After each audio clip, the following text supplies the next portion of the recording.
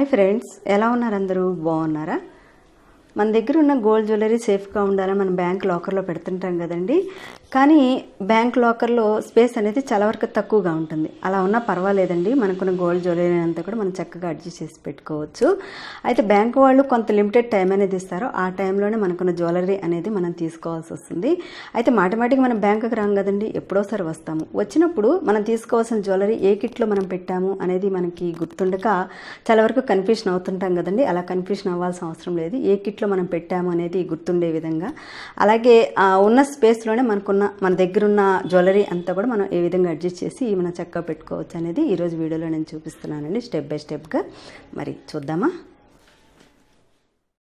First tip ఏంటి ఇప్పుడు మనం చూద్దాము. ఎప్పుడు కూడా లాకర్లో ఎక్కువ కిట్స్ని మాత్రం పెట్టకండి. అలా పెట్టామనుకోండి చాలా వరకు మనకు కన్ఫ్యూషన్ అయిపోతుంది. మ్యాక్సిమం అంటే 2 కానీ 3 కానీ ఇలాంటి ఒక 2 కిట్స్ పెట్టుకుంటే చాలండి. ఎందుకంటే లాకర్లో ఉన్న స్పేస్ని మనం వాడుకోవాలి కదండి, కాబట్టి ఒక 2-3 పెట్టుకుంటే చాలు. నేను ఆల్రెడీ ఫ్లిప్కార్ట్లో ఒక వ్యానిటీ బాక్స్ ఒకటి నేను పర్చేస్ చేశానండి. ఇది గోల్డ్ కలర్ అని అన్నారు, కాకపోతే దీని కలర్ మాత్రం కొంచెం డిఫరెంట్గా ఉంది, గోల్డ్ కలర్లో లేదు. ఇది నాకు 291 రూపీస్ పడింది డెలివరీ ఛార్జీతో పాటు. ఓసారి జిప్ ఓపెన్ చేసి ఇది ఎలా ఉంది ఏంటి అనేది ఒకసారి నేను చూపిస్తాను. దీన్ని ఓన్లీ లాకర్లోనే యూజ్ చేయాల్సిన అవసరం లేదండి. మనం కాస్మెటిక్స్ యూజ్ చేసుకోవడానికి, జ్యువెలరీస్ పెట్టుకోవడానికి కూడా మనం దీన్ని యూజ్ చేసుకోవచ్చు. ఆల్రెడీ ఇలాంటి పాకెట్స్ కూడా ఇచ్చారు. మీరు చూస్తున్నారు కదండి, మొత్తం ట్రాన్స్పరెంట్ కవర్తో పాటు ఉంది ఇదంతా కూడా. ఇక్కడ మనం బ్యాంగిల్స్ అంతా కూడా సెట్ చేసుకునే విధంగా ఇలాంటిది ఇచ్చారు వీళ్ళు. మనకు ఆన్లైన్లో ఈ కలరే కదండి, పర్పుల్ కలర్లో కూడా మనకు అవైలబుల్గా ఉంది. ఆల్రెడీ పాకెట్స్ అన్నీ కూడా ఇవన్నీ ఉన్నాయండి. జిప్ లాక్తో పాటు పూర్తిగా ట్రాన్స్పరెంట్గా ఉంది. ఇక్కడ మనం ఏ జ్యువెలరీ పెట్టామో అనేది మనం కన్ఫ్యూషన్ కాకుండా ఉంటుందండి. ఇక్కడ చూడండి, నెక్లెస్ సెట్ని కూడా ఇక్కడ మనం అరేంజ్ చేసుకోవచ్చు. అయితే మన దగ్గర ఎక్కువ జ్యువెలరీ ఉన్నట్టయితే ఎక్కువ పాకెట్స్తో ఉన్న ఇలాంటి వ్యానిటీ బాక్సులు అనేవి మనకు ఆన్లైన్లో చాలా వరకు అవైలబుల్గా ఉన్నాయండి. సో నేనైతే దీన్ని తీసుకున్నాను.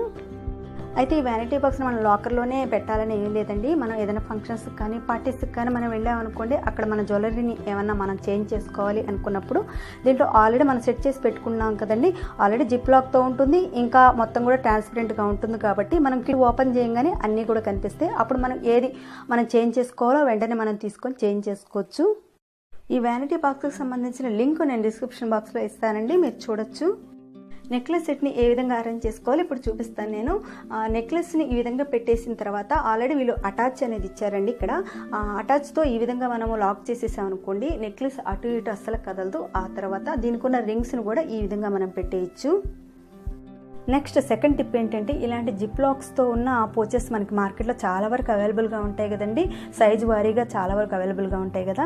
సో నేను ఇంత సైజు తీసుకున్నాను. అయితే మీకు పెద్ద సైజు కావాలి అనుకుంటే ఇంత సైజులో కూడా మనం తీసుకోవచ్చు. అది మనం చూస్ చేసుకునే విధానాన్ని బట్టి ఉంటుందండి. అయితే ఇది చాలా వరకు ట్రాన్స్పరెంట్గా ఉంటుంది కాబట్టి మనం పెట్టిన జ్యువెలరీస్ అన్నీ కూడా చాలా వరకు ట్రాన్స్పరెంట్గా మనం ఏమేమి పెట్టామన్నది ఏమాత్రం కూడా కన్ఫ్యూషన్ కాకుండా మనం చూసుకోవచ్చు. ఇక మూడో టిప్ ఏంటంటే, మనం ఎప్పుడైనా సరేనండి ఈ కిట్స్ మీద లేబుల్స్ అంటించాలి.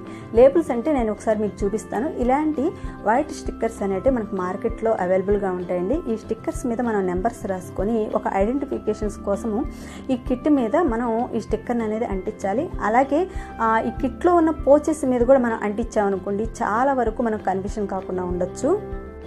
అలాగే ఏ పోచ్లో ఏ జ్యువెలరీ ఉందో తెలుసుకోవడానికి ఒక పేపర్ మీద ఇలా నెంబర్స్ వారీగా మన దగ్గర ఉన్న జ్యువెలరీస్ అన్నీ కూడా నెంబర్స్ వారీగా, అంటే కిట్ నెంబర్ 1లో ఏ పోచెస్లో ఏమేమి జ్యువెలరీస్ ఉన్నాయో ఓసారి మనం ఈ విధంగా రాసి పెట్టుకోవాలండి.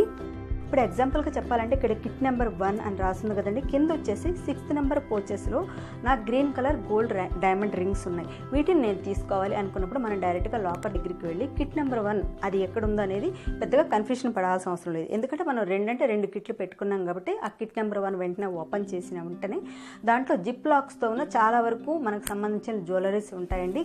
దాంట్లో 6th నెంబర్ ఎక్కడుంది అనేది ఇలా చూడంగానే మనకు కనిపిస్తుందండి. వెంటనే మనం ఓపెన్ చేసి మనకు కావాల్సిన జ్యువెలరీ అనేది మనం తీసుకోవచ్చు. ఇక ఫోర్త్ టిప్ ఏంటంటే, కొన్నిసార్లు మన దగ్గర ఉన్న జ్యువెలరీస్లో చిన్న చిన్న ఐటమ్స్ ఉంటాయి కదండి, అవి ఒక్కోసారి జారిపోవచ్చు, కొన్నిసార్లు మిస్ అయిపోవచ్చు.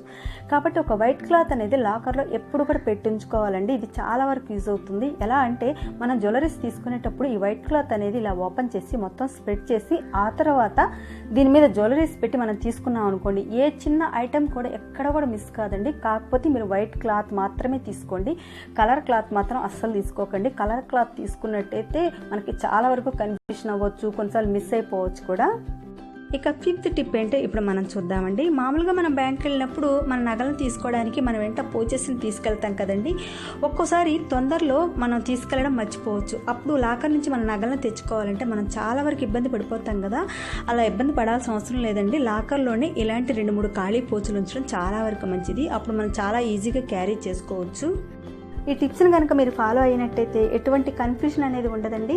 ఇంకా బ్యాంక్ వాళ్ళు ఇచ్చిన టైంని, ఇంకా మన టైంని మనం చాలా వరకు సేవ్ చేసినట్లు అవుతుంది. ఎటువంటి కన్ఫ్యూజన్ లేకుండా హ్యాపీగా మన జ్యువెలరీని మనం తీసుకెళ్ళిపోవచ్చు. ఈ వీడియో మీ అందరికీ యూజ్ అవుతుందని నేను అనుకుంటున్నానండి. ఈ వీడియో కనుక మీకు నచ్చినట్లయితే ఎప్పుడు చెప్పినట్లే ఒక లైక్ ఇవ్వండి. అలాగే ఈ వీడియోని మీ ఫ్యామిలీ మెంబర్స్ అందరికీ కూడా షేర్ చేయండి. ఇంకా నా ఛానల్లో మరిన్ని వీడియోస్ చూడాలి అనుకుంటే నా ఛానల్కి సబ్స్క్రైబ్ అవ్వండి. నెక్స్ట్ రాబోయే వీడియోతో, మీ అందరికీ యూజ్ అయ్యే వీడియోతో మిమ్మల్ని అందరినీ కలుసుకుంటాను. అంతవరకు బాయ్.